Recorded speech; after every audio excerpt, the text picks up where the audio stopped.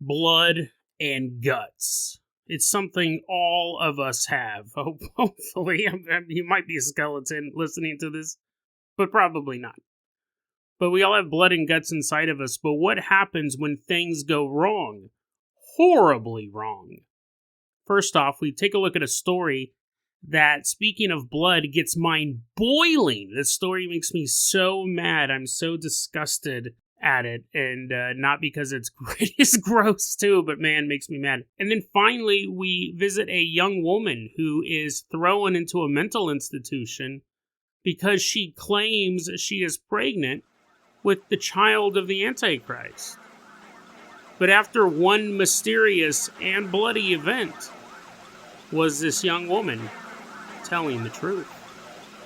Today on Dead Rabbit Radio.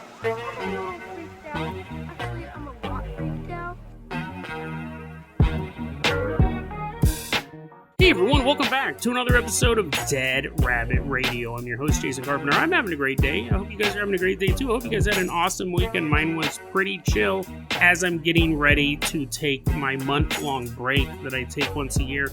And what we're going to be doing is you're going to have, if I'm able to pull it off, we'll have 5 classic episodes for the next 2 weeks, and then one bonus episode where I talk about how I used to be a stalker. It's a little...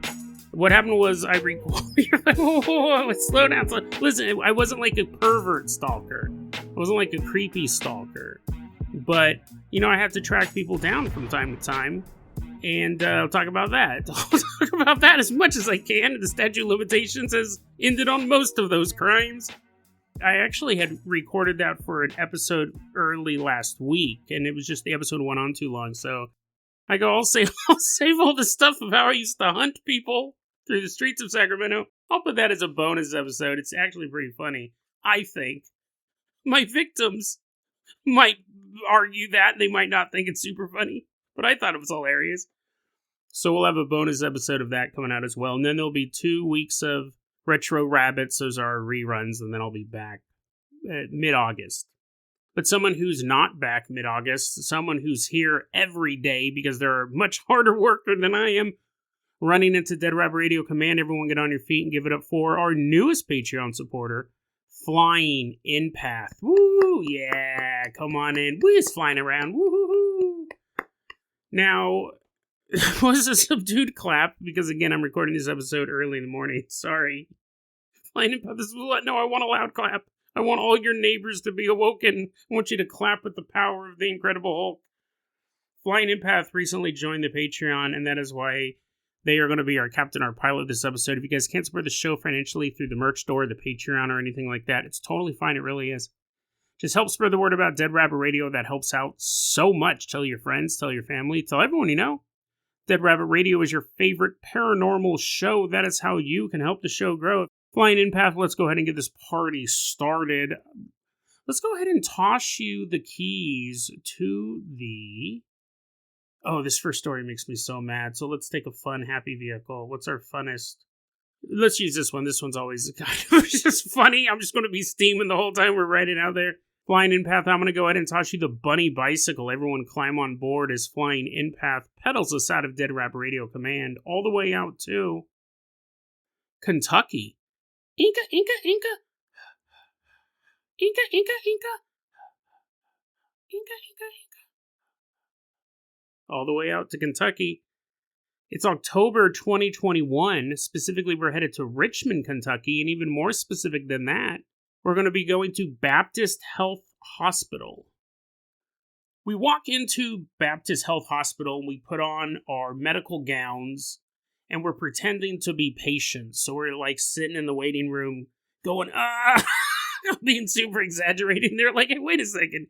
Why do you have a medical gown and you're in the waiting room? Oh, this is one I bought. I'm in here so often I wear my own medical gown. But anyways, my arm. And I'm like squishing ketchup all over my arm to make it look super bloody. Doctor, help me. You got to take me into like the doctor place to fix my arm. And he's like, I can smell the ketchup from here, bro. It's like, no, that's my blood. I smell like vinegar. Help me. And I'm screaming so loud right in the doctor's ear. It's like, fine, I'll take you. So I kind of turn and I wink to you. And we walk back to the doctor hospital area, where the emergency room. We're headed back to the emergency room. And while we're in there, we see a young man, Anthony Thomas Hoover II, 36 years old, and he is laying on a gurney. And the doctors are looking over at him, and they go, well, this poor young soul came in, drug overdose. Too bad. But he's an organ donor. So hopefully, he did have a copious amount of drugs. It'd be more than the normal amount of drugs. But they go, well, luckily he's an organ donor, so his death will not be in vain. His organs that are not infused with whatever deadly cocktail killed him, those organs will be used to save lives. And the other doctors stand around and they're clapping. And the king doctor's taking a bow. And he's like, take this guy to the procurement room. But Anthony, he's laying on the gurney. He's dead. He's dead. All of a sudden, he starts thrashing around. And the doctors are like, well, that is totally normal. Don't be alarmed, anyone who hears him screaming out, I'm not dead, I'm not dead. Every dead body says that. It's just normal muscle reflex. Anthony's freaking out. He's flailing around on the bed, and they go, oh, it's just normal stuff. Let's sedate him and get him down to the procurement center. So they do. This is a real story. This is a real story. Trust me, it only gets worse. So they sedate him, take him down to where the organ removal specialists are. And that team consists of 2 doctors and their staff. They work for a group called where did I write that down at? The Kentucky Organ Donor Affiliates. And one of the staff members who was there that day, a woman named Natasha Martin, she was part of the procurement team. She says they wheel Anthony into the room, and they're like, okay, we're going to take his organs out. This is the guy, you're going to take his organs out and ship him off. They've done this 100 times, right? Probably 1,000 times. This is their job. But when Anthony is wheeled into the room, he's still thrashing around. And the doctors are like, what? This isn't normal. I mean, there's a thing called muscle spasms, but he's thrashing around a lot. But not only was Anthony, thrashing about, he was also crying. And so the 2 doctors go, this guy's clearly alive. There's no automatic death response where tears come out of your face and you have a look of shock and terror. The 2 doctors are like, we're not going to remove this guy's organs at all. This guy's clearly still alive. And it became this big thing when members of the staff called the Kentucky Organ Donor Affiliates and said, hey, this guy that we're supposed to take these organs out of, he's still alive? Allegedly, KODA is what they go by, or CODA, said, you need to get a doctor to do it because we're going to take those organs out. And the 2 doctors who were there said, we're absolutely not going to do it. We can almost guarantee you're not going to find a doctor anywhere in this city who'd be willing to remove the organs from this guy's alive. That would be murder. Anthony is still alive to this day. He was not dead. He was called dead wrong. I think he has some issues because now his sister, who was there, she goes, I saw my brother being wheeled out of the ER, and he was looking around. So even she could tell he was alive. Luckily, he survived. The doctors refused to do it. In fact, a lot of the staff of the procurement team quit after this. The 2 doctors quit. Some of the other staff members quit because they couldn't believe they were basically they felt, allegedly, being bullied into removing this living man's organs. And this is one of those things that makes people hesitant to be organ donors in the first place. Because this is what your fear is. They're going to need a heart, they're going to need a liver, some kidneys, corneas, all that stuff. So the doctor calls it early. You're not actually dead. Or you could be saved, but because you're an organ donor. Now, does that ever happen? Not really. I can't say that it's never happened in the history of organ donation, but I'm an organ donor. Put a little asterisk next to that because this story's not over yet. If it ever happens, it's super rare. I can't say that it's never happened in the history of organ donations, but I am comfortable in the fact knowing that if I'm an organ donor, someone's not going to kill me early to take out my heart and my lungs and stuff like that. Faith in the system, right? But apparently, these people, even the people working for this group, had faith in the system, and the system failed them. So NPR, National Public Radio, covered that story on October 17th, 2024. And they quoted Natasha Martin. She said, quote, "That's everybody's worst nightmare, right? Being alive during surgery and knowing that someone is going to cut you open and take your body parts out, that's horrifying." Unquote.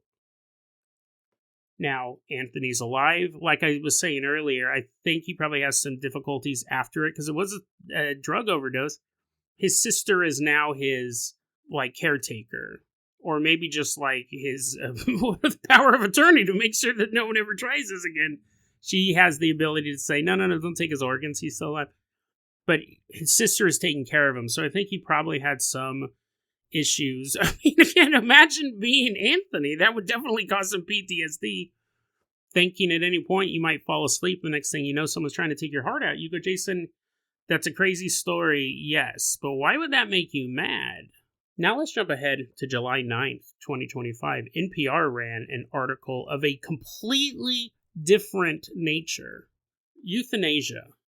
Medically assisted suicide, or medical assistance in dying. These are all terms that kind of sugarcoat the idea of suicide, right? That's what it is. You're committing suicide, and I've talked about it before on the show. It's a difficult decision. Obviously, if someone is agonizing, if someone's suffering an agonizing death, whether it's a fast agonizing death or a slow agonizing death, I'm not one to say, no, you have to stay alive until the cancer eats your bones. And I think most people there are a lot of people who just say it's suicide, you can't do it. But I think a lot of people who do think that it should be an option follow the path, kind of agree with me, right?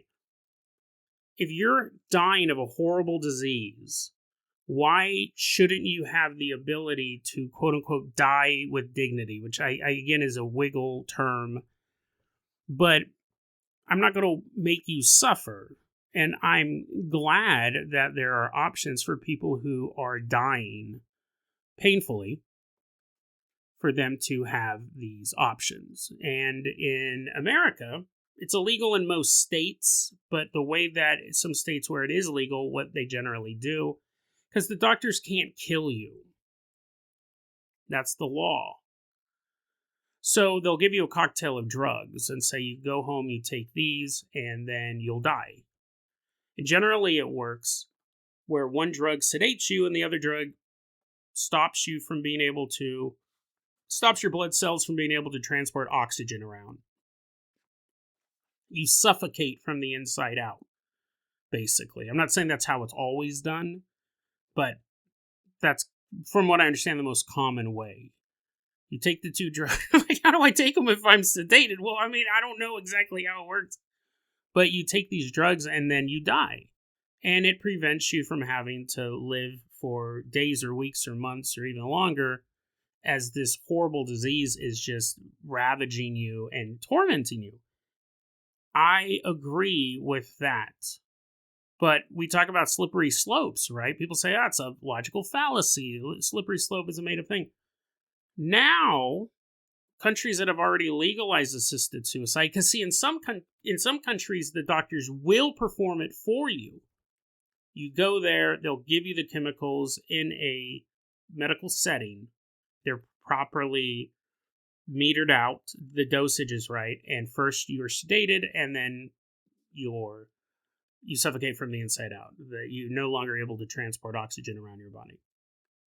People who are dying painful deaths. So that's how people, when we voted for these things in states, you go, yeah, who would want to watch a loved one or even a total stranger die painfully? But then it becomes, well, what if they're not dying painfully, but they have a serious mental illness that they'll never recover from, and it's only getting worse?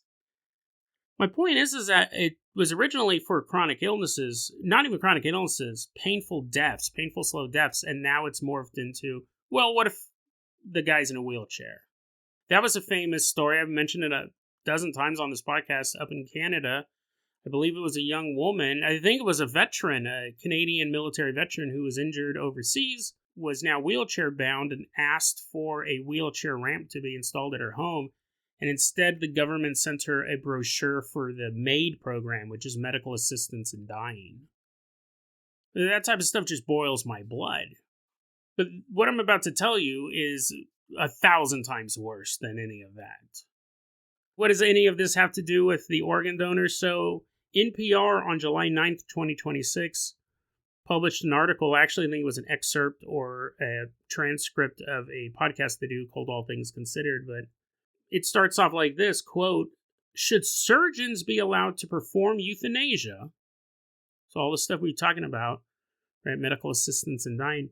Should surgeons be allowed to perform euthanasia by removing patients' hearts and other organs while they're still alive? And this article is not nuanced. They really put forward why this is a good idea. The same publication that not even 2 years ago was talking about how horrible it would be for this to happen is now arguing, you can judge by the tone and the structure of the article, there's far more positive quotes about it. This is what they're talking about. Dr. Robert Trogue, he's a doctor and bioethicist at Harvard Medical School, co-wrote a paper called Death by Organ Donation for the New England Journal of Medicine. They say this hasn't been done yet, and no one's saying that it's going to be done anytime soon. We're just talking about it. But we all know that this will be coming at some point, because just the way that it's argued in the article, this is the argument that's being made. This is absolutely blood boiling for me. Horrendous, monstrous, really. When you have euthanasia performed on you, when you take this cocktail of drugs, if you're an organ donor, the problem is most of your organs are useless after this cocktail of drugs. You've killed yourself with these chemicals, and it's rendered most, if not all, of your transplantable organs useless. You can't really donate them. The argument is this. Imagine you're an organ donor, and they keep using terms like generosity and ethical. It's the ethical thing to do, because what they're saying is that you have someone who wants to kill themselves. They want to end it, but they also want to be an organ donor. What if we simply anesthetized you so you're still alive and you want to die? You've already gone through all these steps to choose to end your life, to choose to end your life in a medical setting. What if we don't give you these chemicals? What if we anesthetize you, put you under anesthetic, and then while you are still alive, we're going to remove your heart, your liver, your kidneys, your cornea, your lungs, all this stuff that can be donated to help other people. It's the ethical thing to do. If you take the drugs, we can't do any of that. But if we just put you under and we remove the organs while you're still alive, you can change the lives of other people. 6 at least, right? One guy gets your heart, one guy gets your lungs. Let me read you this quote from Dr. Robert Trogue. Quote, "It would be an ethical thing to do because this is something the patients have chosen for themselves. They have very generously thought, how might my death help other people? It's a very altruistic, generous thing to do." Unquote. I mean, you see just the way it's worded. Like, you're not selfish, right? You're not a selfish person. You want to save other people. Let us do this horrific thing that really hasn't been done outside of the Aztec culture. It's been 700 years since we've been, I don't know if it's been that long, but you know what I mean? Like ripping people's hearts out. We want to do that to you. I mean, you want to be a good person, right? You want to be a generous person. Continuing this quote, what if they chose to be organ donors? This is still Dr. Trogue. What if they chose to be organ donors? The problem is that they can't do this. The problem is that under current standards, doctors must not cause death in the process of procuring organs for transplant. Unquote. It's a problem that doctors can't do this. They can't remove organs out of living people. Now, they do say, you read this article and they go, don't worry, if we ever do this, there'll be, quote, strong safeguards, unquote, in place. I don't buy that for a second. What's interesting is, remember we were talking about this medically assisted suicide was sold to the voting public as people who are dying of cancer, people who have these horrible wasting diseases. It's to put an end to their suffering. If you're dying of cancer, you cannot donate your organs because you have cancer. In fact, you can't even donate your organs until a period of time after you've gone into remission. Your body has to be completely cancer-free for like a year before you can donate your organs. So this, what they're arguing, is not for cancer patients. This is not for people who are dying of AIDS. This is not for people who have these wasting disease where their heart and their organs are failing. This argument they are talking about is not for people who are dying very slow, agonizing deaths. And if that's the case, who is this argument being sold to? It's disgusting. It's disgusting on multiple levels. Can you imagine going in and you're already like, I need to end my life. Whatever brought you to this point, I need to have medical assistance in dying. I need to go to a doctor and have this done. And then basically being hit with this sales pitch saying, it's good that you've come to this conclusion. I mean, it's sad that you're here, but this is an important thing. You've decided that you're going to do it in a safe way. But you want to be a generous person, right? Don't you want life to go on after you? Don't you want to help people? And it's your lowest moment in your life because basically you're about to kill yourself. A salesman comes in and pitches you this bullshit idea because this is the future. They will try to do this unless there is incredibly strong pushback against it. And again, if you've already set up the board in your state, you may not have a say in it. This will happen. This will happen. And I'm going to make a couple predictions here. First off, it's going to be a hard sell. So people are at the lowest point in their life are going to be told they're going to sit in a room for 30 minutes, an hour, 2 hours. It doesn't matter how long it takes for the doctor to be able to convince you to go through. Don't worry, you won't feel a thing. It's like going to sleep. They're going to hard sell you on this because I can almost guarantee you that the procurement teams or the doctors involved are going to get kickbacks from the organ donation companies that are willing to go along with this. I'm sure at first a lot of organ donation companies will say, absolutely not. We don't want anything to do with this.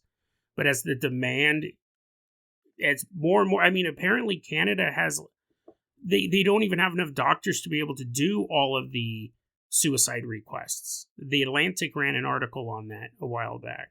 So you're just going to have all these organs that aren't damaged in car accidents or through drug abuse or through diseases. You're going to have fresh organs from people who are going in there not because they're wasting away from AIDS, but for one of the other reasons. Right now, if you look at the MAID website in Canada, it says these are the different qualifications. You have to be dying. You look at these different qualifications, it says experience unbearable physical or mental suffering from an illness, disease, disability, or state of decline that cannot be relieved under conditions that the person considers acceptable. So that could be, you go, I don't want to be in a wheelchair. But then, one of the qualifications is have a serious illness, disease, or disability excluding a mental disorder until March 17th, 2027. So after that time, you will be able to qualify for medical assistance in dying if you have schizophrenia, if you have chronic depression. These are the people they're going to sell this to, right? Let us take your organs out while they're still working. You can save a lot of people. And doctors are going to get kickbacks. Whether or not it's cash, probably not. But they'll get some sort of reward. You may have sales teams basically in disguise as medical professionals at these meetings with these patients trying to get them to do this because those organs are so valuable. This really pisses me off. Shame on NPR for running this ad for them. I get it, like a bioethicist, they can talk, they can debate about this, but NPR's piece was so transparent in that they think this is a good idea. Shame on them. Absolutely horrid. Absolutely disgusting. Can you imagine the conversation you have with a suicidal person to get them to be cut up while they are still alive? Shame on NPR for running this story. I mean, you can have the debate. Medical experts can have the debate, but NPR definitely sold it as a good thing, which is disgusting. And I hope that they realize that. They don't. They're monsters. It's one of the grossest things I've read in mainstream media in a long time. An article selling for all I know, NPR is getting a kickback. For all I know, the people writing the article or doing the podcast got paid to run this cover piece. I mean, can you imagine reading this in the news in the morning like I did? And thinking, well, I never really had an opinion on it before, but, I trust NPR, and so I read this, and maybe it is a good idea. It would be very generous. Absolutely disgusting. Pisses me off. There's something that is so horrible that if I told you that I found the post on Reddit, you'd think they were making it up. That doctors were actually planning on this. I'm not saying they're going to do it tomorrow, but you keep getting puff pieces like this in publications like NPR, it will be done. And it's horrific. It's absolutely disgusting. It pisses me off. Disgusting. They should be ashamed of themselves. And listen, I started this episode talking about how I used to hunt people. And even I'm like, you monsters. I never took the organs out of a living person. And even worse, even if I did do that, which I didn't, but if I took the organs out of a living person, I can guarantee, I didn't do it, but I can guarantee I did it against their will. Jason, that's worse. No, it's not. Because technically, that guy, hypothetically, he owed me money or something like that. You're like, Jason, it's worse. Okay, bad example. What I'm saying is that I didn't go and sell a guy on the idea that he'd be doing a great joy for the world by donating his organs, knowing that I'm actually getting money and gifts and kickbacks from it. And if this guy says no, I'm doing a hard sell. These doctors are going to do a hard sell. Come on, if we give you these drugs, you can save people. Look, here's a photo of a 10-year-old girl. Her eyes were burned in this eclipse viewing accident, but you can donate your corneas if you take this drug. That won't happen. Look at this guy, father of 4. His heart's failing. They will hard sell people on this. I guarantee it. It's disgusting. Okay, I got to take a break. But even I, monster, hunter of men, find it absolutely atrocious. Shame on you, NPR. Shame on you. Well, guys, I hate to be the bearer of bad news, but this is going to be the last episode of Season 30. I've just really run out of time to record any new ones. I'm very quickly running out of time to record this one. So that's not how I wanted it. I know it stinks. We are going to have our Dead Rabbit Radio Classics and some bonus episodes ready to go because those are already, for the most part, pre-recorded. They just need to be edited. But yeah, I just have run out of time to get you 2 more episodes this week. So I really apologize for that. It's not ideal, but here we are. And I could give you a whole list of excuses, but really it comes down to my poor planning. I should have had all this stuff done way ahead of time. I got to get all this stuff edited and done by the time I leave in 2 days, and it's just, it's gonna be it's gonna be close to just the stuff that I have right now. So let's go ahead and end this one on a bit of a bang. It's pretty gross, actually. Flying in path, let's go ahead and toss you the keys of the world famous Carpenter Copter. We're saying goodbye to that disgusting story that if I keep thinking about it will make me even madder. We're leaving behind that story. Why don't you fly us all the way out to an insane asylum?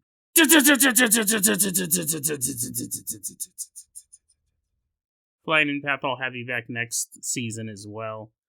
Get you another shout out. Really, really appreciate everyone who supports the show. Means a lot. We're flying all the way out to this mental hospital. We're about to meet a young man. We don't know his real name. We're going to call him Adam. Adam works at this mental hospital. And it's 11 p.m. He's just sitting there kind of doing his shift. I think he's not like a janitor or anything like that. He's like a nurse or a doctor or something. And I'm sure it's super stressful working in a mental hospital, because if you think about it, name 3 more stressful jobs. Army man would be pretty stressful. Nuclear guy, not the guy who works in a nuclear power plant, someone who actually has nuclear powers. Oh, do I use these powers for good or evil? Oh, it's so stressful. And then probably like, what would be, I'm trying to think of a third job. Like, what would be the third most stressful job? I don't know, a cook for a world famous drug dealer. And you're like, oh, manja, I'm the best cook in the world. And that's why this drug dealer said, you want to come and cook it? You're like, Jason, aren't you running out of time? Yeah, I am. I got to get this done before a vet appointment. But manja, oh, the drug dealer's gone. He's gone to the vet, and I can sit here and stress out. He wants me to make delicious food for all of his drug dealer friends. They're having a big gala. And I have to make all these hamburgers and stuff or whatever cartel members eat. I don't know. They're from all over the world. Oh, I have to prepare 194 different dishes, from each one from a different country. That'd be pretty stressful, right? And also, if your food wasn't good, you might get killed. Oh, mama, why didn't I listen to you? Why didn't I get that job at that mental hospital? Oh, that would have been way less stressful. Adam works at a mental hospital, and one night it's around 11 p.m. He's sitting there. He's probably chatting up the girls, the other workers, not the patients, right? That'd be pretty disgusting. Sitting there being like, "Hey, babe, what's up? What's up?" She's like, "Ah." Her asshole's sticking up. She's like, oh, my mind is up. It's floating out of my skull. Hey, it's really interesting, baby. What time you get out of here? I don't know if Adam is actually hitting on the girls, but the employees, I have to be very specific about that. He's just chatting. He's just hanging out. He's doing his job. When all of a sudden, they get a new arrival. And you got a new patient. This is pretty common. You got a new patient because you hear a new voice screaming at the top of their lungs the craziest thoughts you've ever heard before. He's sitting there, and then someone's like, yo, dude, we got a new patient coming in. Wah! Wah! Wah! You hear this woman screaming. This woman who we will call Natalie. We don't have her real name. No, stop, I'm about to give birth, help me, I'm pregnant, I'm gonna give birth and it's gonna destroy the world, oh, the Antichrist is in me. And Adam looks over and he's like, what? Here's the thing, when would you stop being shocked by the ramblings of insane people? This isn't your first shift in the mental hospital. You're like, hey, boss, I think that guy might actually be Napoleon. I think we should listen to him and let him go. This woman is screaming about being pregnant with the Antichrist kid. Right? So right there, obviously, it's a weird start to your night shift. At this point, she's screaming, don't leave me alone, don't leave me alone. The Antichrist is inside of me. It's a baby, I'm not the Antichrist. She's like, I'm a good guy, it's the baby. Adam looks at her and he goes, she was super skinny. She was not pregnant in the least. begging not to be left alone. She's about to give birth to the Antichrist. She's all super scary. Oh no, I'm afraid of what it's going to look like. I'm scared. Can you leave the light on at least? If you're going to make me be by myself, someone please be in here as the destroyer of mankind crawls out of my uterus. But, she's crazy. So they put her in the isolation room. So she will be by herself. No, don't do this, no! Lock the door. No, it's in me and it's about to crawl out. No! Adam's told, hey, listen, bro, your job for tonight, well, you got to do all your other stuff, too. By the way, did you prepare that delicious meal for the visiting drug dealers? He's like, oh, man, not that, too. Yeah, you got to do that, but also every 10 minutes, you got to stick your head in the window here and see how Natalie's doing. He's like, he looks in the window, he's like, still insane. Okay, I'll check on you in 10 minutes. Maybe you'll be cured. You got to make sure she doesn't hurt herself. You got to just check on her every 10 minutes. This is part of your job now. Adam's like, yeah, whatever. Adam goes up to the window, looks inside. Ah!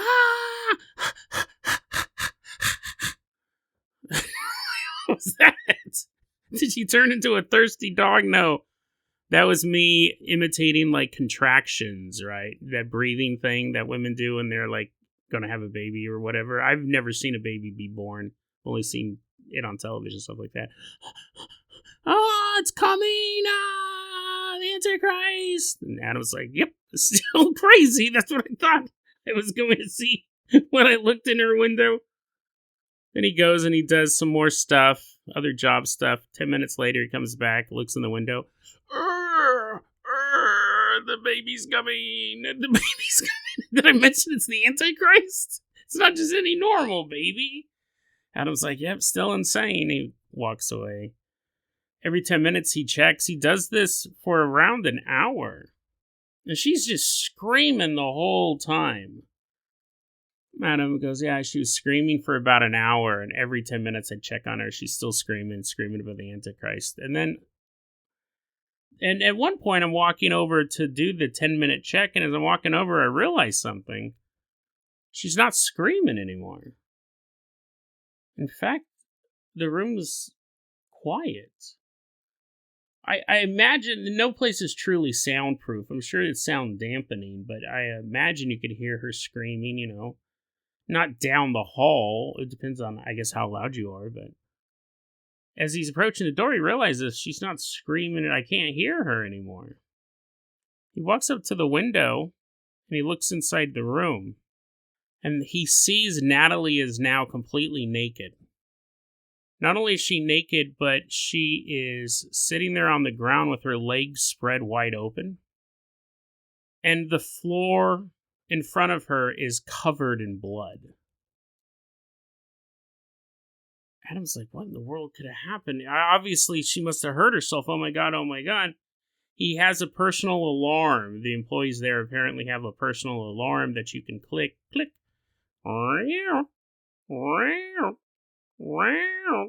Need help? Need help? I don't know what it does.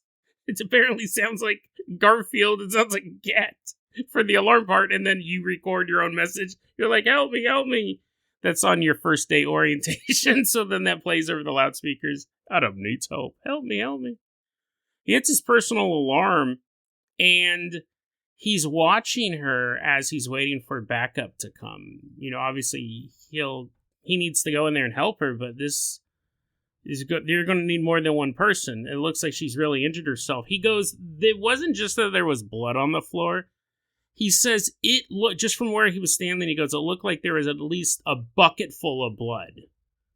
There was so much blood. He goes, it's like someone took a bucket of blood and just spilled it on the floor. So definitely whatever's happened to her has caused some serious damage.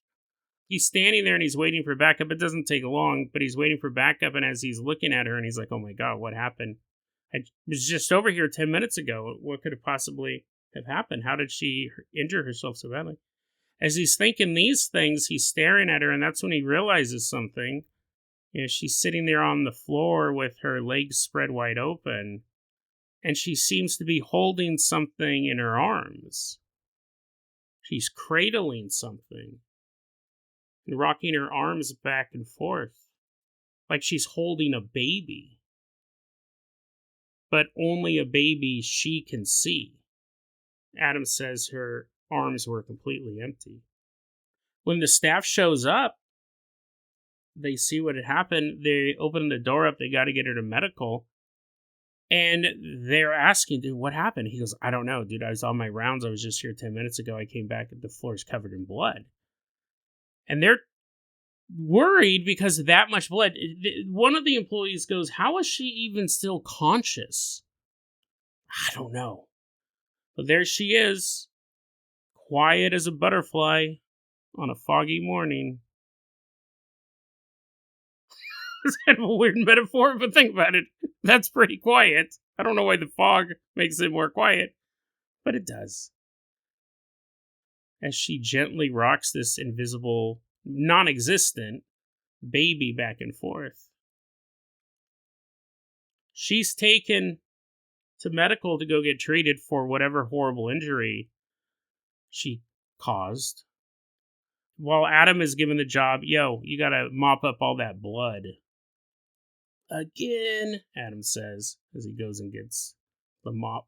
I don't know if he said that. Maybe he did. I would. They're like, this is your first day. What do you mean again? Well, before I showed up at work, someone in my house bled a lot. Actually, I probably should go check on him. Adam grabs the mop and starts mopping up the blood. And that's why, when he wrote this up, he goes, it was a lot of blood. Trust me, because I had to be the one who cleaned it up. They take Natalie to medical and they take a look at her. They do a checkup. She has no injuries. No injuries internally or externally. No one on that staff has any idea where all that blood came from. But there was a bucket of blood in the isolation room where a woman claimed she gave birth to the Antichrist. Adam said after that, I took a week off. He's like, hey, boss. Hey, boss. I was wondering if I can move up my vacation days a bit. I'm kind of scared. The Antichrist might be at work. No, just traumatic, right? Also because he was responsible for her. He probably felt really bad. He probably figured that, she must have found a nail or a sharp corner or something in the isolation room, and then she jammed it inside of her and started stirring up her insides like she's making spaghetti sauce until she bled profusely. I mean, obviously, that's a horrible visual, Jason. I know. That would make you not want to go to work for a week either. Right? I'm not blaming Adam. I'd be all disgusted too and feel bad because it was my job to keep an eye on her. But then knowing that the blood didn't even come from Natalie, they didn't test it. They didn't run DNA tests or anything on it because he mopped it all up. DNA tested, they're like, that's weird.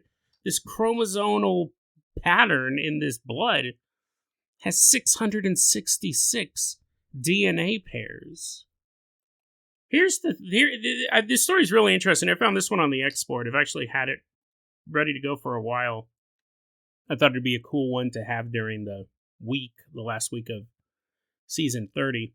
But it actually will be the last story we tell for season 30. We'll have more stuff when I come back. The story's actually pretty creepy, right? There's two ways it can be creepy. One is that you have a woman who has such serious mental problems. She's so crazy she can manifest blood. She can make blood. You can go, well, Jason, clearly, if you're a skeptic, you go, clearly it was her blood. They never tested it. It all ended up in a mop bucket.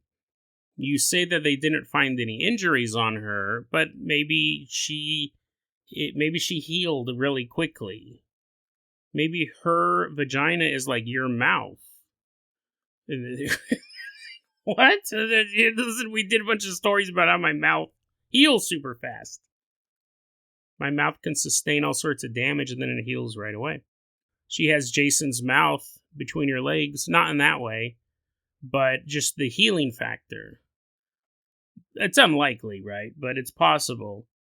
The other option is you go, well, no, she was injured. They just didn't discover the injury. She did have some internal, but how well equipped is a medical room in a mental hospital? The doctors are like, oh, we save a lot of money because a lot of these patients think they're doctors. And, we just let them out. We let them out of their rooms whenever we have a medical problem. Dr. Napoleon over there is quite astute. Maybe they just didn't find any injuries. The other option is the creepiest one. To me, and I think to billions of other people on the planet, that's that this woman gave birth to the Antichrist. This destroyer of man. This being, I don't even know if you could call it a man, but this soul, this demon, whatever you want to call it, an elemental force, the Antichrist. Its whole goal is to destroy humanity, to wage the final war between good and evil. An Antichrist, I grew up Southern Baptist household. The Antichrist, we would talk about it from time to time. Obviously, there's whole book series on it, like Left Behind. It's all part of the idea of the rapture, the tribulation, the end times. These are all terms that even if you're not a Christian, you may have heard those before. Even if you're not religious at all, you may have heard of the end times or the Battle of Armageddon. All of this stuff. It's real fascinating, and there's a ton of different interpretations of it. Some people say the Antichrist will be a man. Some people say it's the devil. It's not super clear on who the Antichrist is, just what he wants to do. He comes in and he sells himself as a savior of mankind. Hey, everybody, look at me. He'd probably be more effective if he didn't sound like Heath Ledger's Joker. But imagine the most charming guy shows up on the world stage and is like, hey, you over there, you got polio, right? And this kid's like, I do, Mr. Antichrist. He doesn't change his name. He's that cocky. I do, Mr. Antichrist. And he goes, ta-da, you don't anymore. And the polio kid jumps up. It's funny, actually, in this story, I'm not going to go too deep into it because I said there's so many interpretations, but technically there's like three. It's an anti-trinity, and I could get the terms mixed up, but you have the Antichrist, you have the beast, and then you have the false prophet.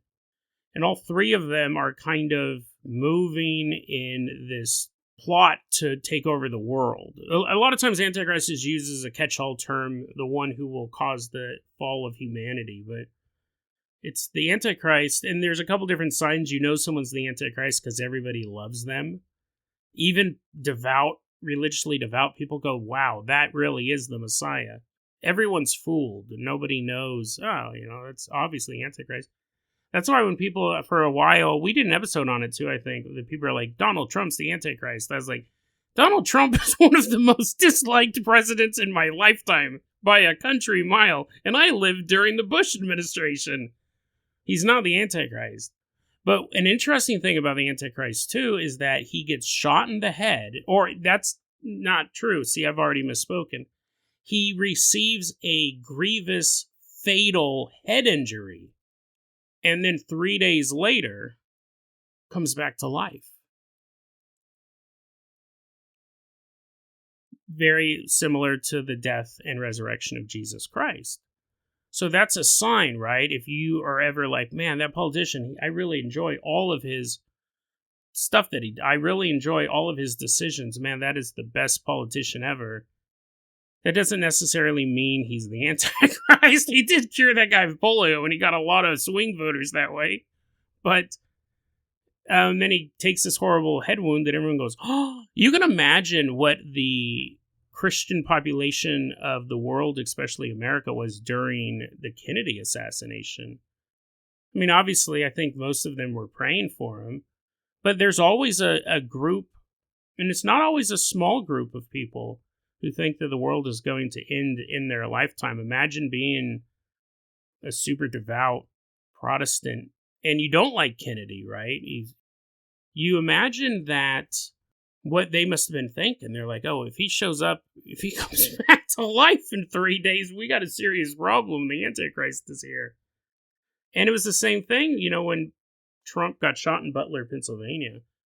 I mean, that wasn't a grievous head injury, but imagine if you'd watch his brains just leave his skull. Imagine if his head disintegrated. Imagine Secret Service. I'm not saying it's a good idea or encouraging it. That'd be horrific, obviously. But, and then, people are like, what? Donald Trump got shot in the head.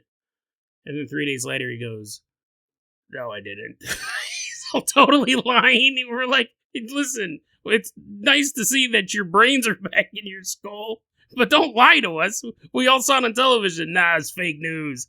It was fake news. And they were broadcasting it in 3D that day on IMAX, high definition. Everyone saw my brains fall out? Nope, never happened. Look at me, I'm still alive. And you're like, well, I can't deny the fact that you're obviously still alive, but I'm pretty sure your brains did leave your skull at one point. No, they didn't. Fake news. That didn't happen. Obviously, you'd be like, what? But here's the thing, like, at that point, imagine if that happened and he showed up and he's back to life. He doesn't just have a bandage on his ear. His entire head is bandaged up. And he takes it off. He's like, look at me. I'm still alive. What would you do? Like, 100%. I mean, after 3 days, they were already doing, like, funeral preparations. However you feel about Donald Trump, imagine if he couldn't die. Imagine if he was miraculously healed after taking a 30-06 round to the noggin. How would you deal with that? Like, would you fall on your knees and be like, oh my God, he is protected by the divine? Would you go, well, this was mentioned in the Bible. I'm pretty sure this guy is the Antichrist, even though he doesn't have any of the other hallmarks or warning signs, i.e. everyone in the world loves him. It'd be really weird, to say the least. The Antichrist is a big figure in Christian lore, Christian theology, and even more so in Protestant. I can't really speak for how Catholics really talk about the Antichrist, but in Protestant religion, it's a big deal. The fear of him coming is ever present. But the idea is that he will come. Whether he comes tomorrow or 1,000 years from now, we don't know. Some people say that the book of Revelation is actually about Nero. It was written to be a coded message against the Roman rulers at that time, and that he's already appeared, and it was Nero. But, a lot of people read the text and go, no, this is going to happen in the future. And if it's going to happen, then he does need to enter the world at one point. And I would imagine that the Antichrist wouldn't be born as a normal dude. He seems too theatrical for that. Maybe he will be born as an invisible baby.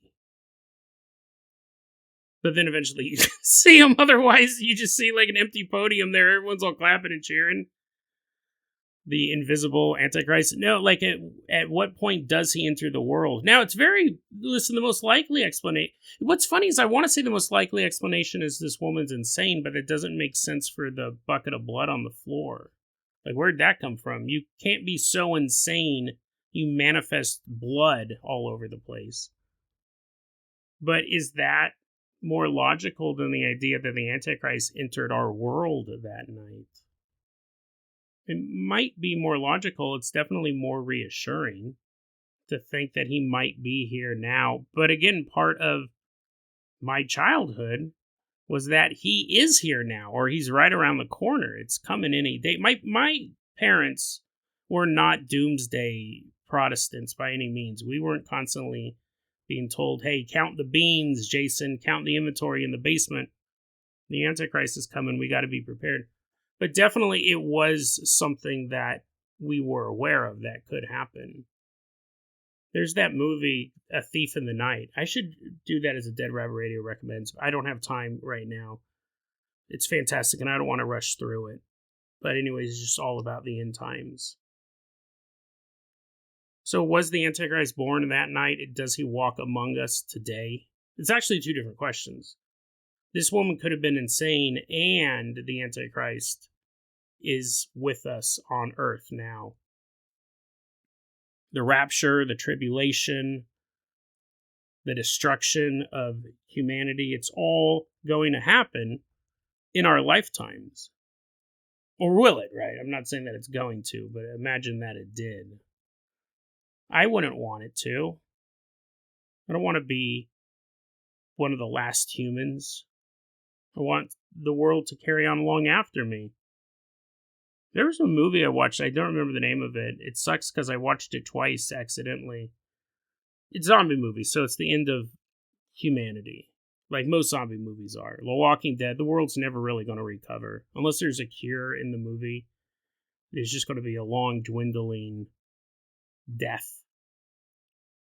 But in the movie, it was really interesting. At the beginning, this woman was giving a monologue, and she was talking about, the zombies, right? Obviously, that's the number one issue that you discuss with everybody.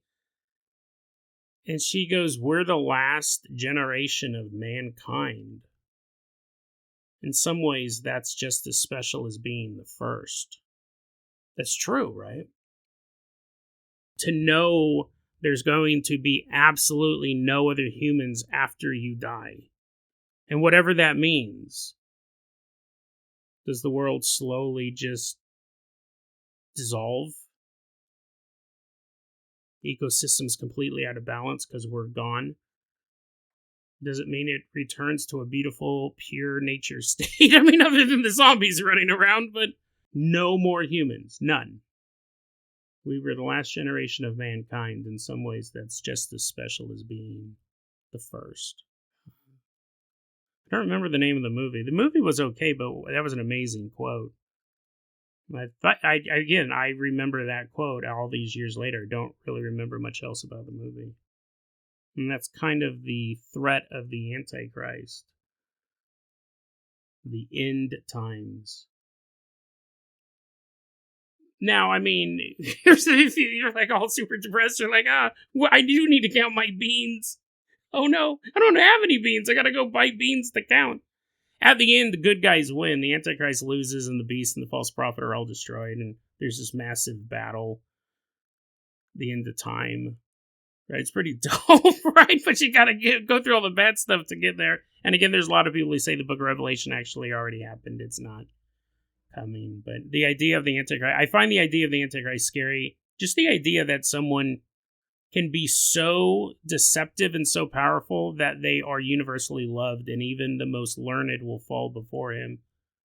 And even the most learned will worship him, I think I'm paraphrasing the verse. But the idea is that you can be the most devout scholar of the Antichrist, and even you will be fooled.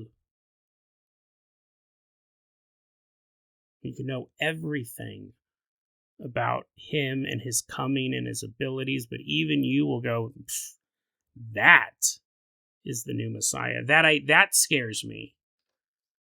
That's a creepy idea as well. But anyway, so I do have to go to the vet. Well, you're like all scared. You're like, oh no. Also, why is Jason going to a vet? You have Patreon money. Go to a human doctor. Oh, it's for the kittens. Or doing some kitten stuff. It's just a checkup. All the kittens are doing well, but we got to make sure they don't have intestinal worms, or we have to make sure they're not pregnant with the Antichrist, the kitten Christ. But anyways, yeah. So no, I apologize that this week wasn't longer, but we will be having some good stuff while I'm gone. I'm going to not just overload you with blank periods of time. We're going to have some classic episodes, some bonus episodes. I actually recorded a 40-minute long segment, not about the Antichrist. And I go, no, I want to do the Antichrist story, the 40-minute long segment. I go, I'll just put this in a bonus episode. It kind of stands alone on its own, but that did set me back over an hour of work. So that's kind of why I'm up against the wire recording this one. But I really, really do love you guys. I really appreciate all of your hard work in keeping the show afloat, by promoting the show, by providing funds for the show, Patreon support, YouTube support, merch support, and just everyone who is spreading the word. Those are the two best ways to do it, and I see you guys doing it. So I really, really appreciate it. I really do love you guys. I will be back with I know this is going to sound like a long time, but it's about a month, 4 weeks. I'll be back with new episodes on the 17th or the 18th of August. But we're going to have a lot of goodies in between then. So stick around, stay subscribed. You'll be getting more stuff. I'm going to go to the vet, and I'm actually going to dress up as a kitten because my back hurts. I'm like, help me. You're way cheaper than my human doctor. And actually, they're not. They're probably more expensive. But hope you guys have a great time. Hope you guys watch some fun movies and do some fun things. And I will see you guys in a month. We'll have a bunch of bonus stuff in between now and then. DeadRabbitRadio@gmail.com is going to be our email address. You can also hit us up at Facebook.com/DeadRabbitRadio. TikTok is @DeadRabbitRadio. Dead Rabbit Radio is the daily paranormal conspiracy and true crime podcast. You don't have to listen to it every day, but I'm so glad you listened to it today. Have a great one, guys. I will see you with new episodes in 1 month. Thank you.